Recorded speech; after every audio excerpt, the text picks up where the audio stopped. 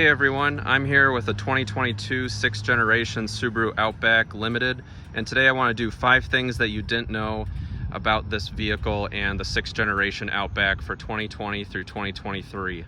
The first thing that you didn't know about this Subaru Outback, the 6th generation, is that when you approach the vehicle and let's say you unlock the car using the key fob or the door handle and it's dark outside, the first thing that you'll get is the puddle lamp there on the side mirror if you have that function on your vehicle. And then once you get in, you'll see that the dome lights come on, both front and rear. If you have the LED rear dome light option, that will be an LED light back there. But once I get in, and I'll keep the door open for a second and we'll see how bright that light is, and I close the door, it gets a hair just a little bit more dim, and you can see that the back one is definitely more dim. It's not an LED, so it's a little bit easier to tell. But if I unlock the front door, see how it glows a little bit brighter? And I'll close the front door again, and it gets dimmer. The lights get a little bit more dim once you get in the vehicle, and then when you open the door, the lights get brighter. And the thought process there is that once you get in, you want more visibility to make sure you get in the vehicle. For safety, when you unlock the car, you'll be able to see what's going on around the vehicle. And then once you get in, you don't want people to see you, inside the vehicle the same way that you want to see inside the vehicle. So the lights get a little bit dimmer once you close the door. So that's kind of a cool function. The second thing you didn't know about the Subaru Outback and the 6th generation is that it has a boxer flat 4 engine that's mounted extremely low in the vehicle and has a very low center of gravity. It basically means that the cylinders fire opposite, side to side, horizontally from each other. So it's a horizontally opposed flat 4 boxer engine. And the benefit of this is that with the lower center of gravity, you're able to mount the hood line a little bit lower once the hood is closed, of course. And with the hood line being just a little bit lower, about an inch and a half lower, it gives you a little bit better front side sight lines from the driver's seat. So a little bit better visibility, which Subaru takes a lot of pride in, for having lots of glass area around the vehicles, including out the front. So you're able to see things lower in front of the vehicle. It also helps pedestrian safety, because if a pedestrian were to be hit, it'll be lower on the body since the hood line is lower, so away from internal organs and the brain in your head. And then with the lower engine being down in the engine compartment, if the pedestrian were to hit the top of the hood, there'd be enough of a crush zone for the hood to deform a little bit before they get to the hard points of the cylinder head and the cylinder block under the hood.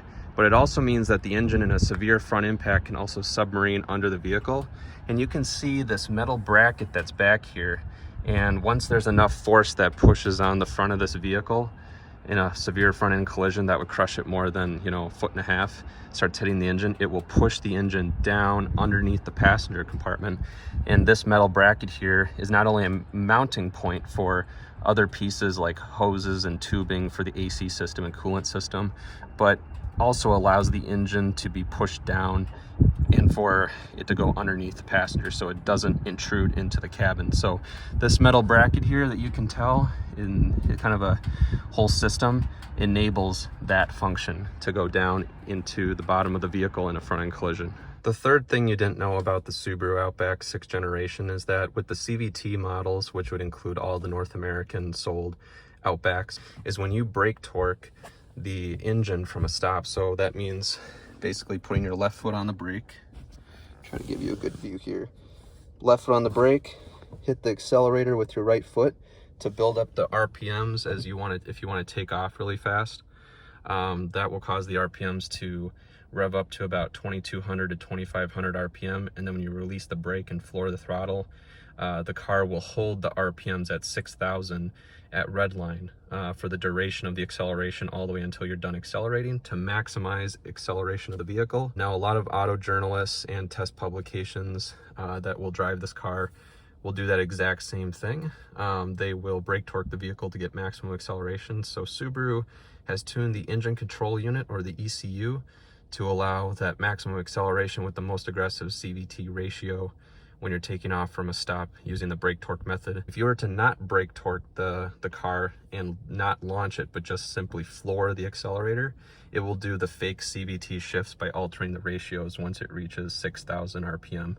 and that's where you get the fake shift logic. The fourth thing you didn't know about the Subaru Outback 6th generation is that it actually has a service mode, which is accessed if the vehicle's in accessory mode or the engine is on, and you hold down the passenger side up and down hot and cold temperature buttons and hit the tune button twice, and then release the buttons, and then the screen will go to this thing here.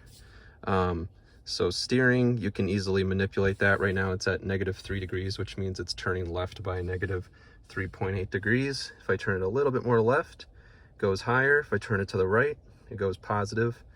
You got the speed in kilometers an hour, brightness, battery voltage 11.6 volts. If I were to start up the vehicle, it goes up to about 14 to 15 volts. You can also look at your camera functions here. Your guidelines, so when you're backing up, they're static or they're dynamic, so they'll move or they'll stay still if you're backing up. Caution means there's a warning message that basically tells you to look out for pedestrians and vehicles behind you. And the camera setting here, you can manipulate this by basically pressing to the right if you want to shift the camera guidelines a little bit to the right or to the left, and then the guidelines will either go up or down depending on what you press here. And then if you play around with that, you can go back to factory default settings and then hit back. And then there's an audio check function. You can do the microphone function. So depending on where the microphones are located, there's 2 microphones in this car, and that's where you can get the output there. And then there's a connection here as well, so it can show that the GPS is working, but the aux and USBs are not hooked up or have anything connected. Sirius XM's working, the amplifier is working fine, CAN bus on the vehicle is working fine, and the microphones are working fine. So you can do a lot of functions there. Press home to go back to the main screen by pressing the tune button 6 times and then releasing the hot and cold passenger side temp switches. You go into dealership mode, and you can do software updates if you're a dealer. So you insert like a USB to do an update to the infotainment system. There's settings in here too. The camera setting that we mentioned earlier in the service mode, memory initialization. So this, if you're having problems with your infotainment system, you could do this. It won't take too long to do, probably about 30 to 60 seconds, so no problem there. If you're having an infotainment system update or problems with speed, I would do this function. Go to function check. You can do touch switches, the microphone we saw before. Then there's touch switch, so you can start touching around the screen here, and that will make sure that it's registering your finger input with using the touch switch function check. Then there's panel and steering wheel switch checks here, so you can press all the buttons to make sure that the system is registering that the buttons are working, so you can figure out if it's the button that's the problem or the software or the infotainment system that's the problem. And then you can do system sensors check for the GPS.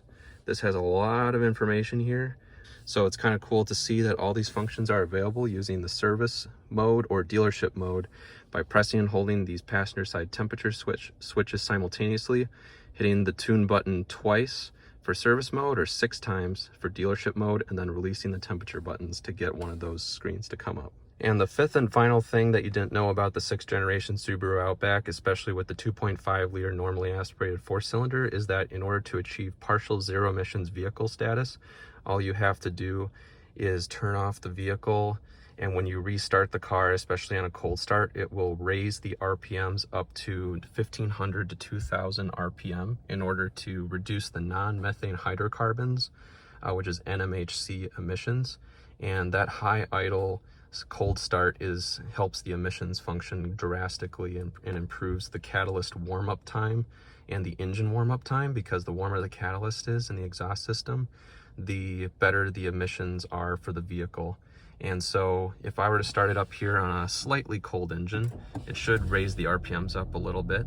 So, and then if I were to shift into a gear, it will drop the RPMs below 1000 RPMs before it actually shifts electronically into the gear that I select. So it helps the durability of the transmission while still improving the emissions of the vehicle for non-methane hydrocarbon emissions, and gives it the partial zero emissions vehicle status. So that's 5 things that you didn't know about the 6th generation Subaru Outback. I hope you guys enjoyed the video today. If you have any questions or comments, put them in the section below, and I'll be making more videos like this to come. Thank you for watching, and have a great one.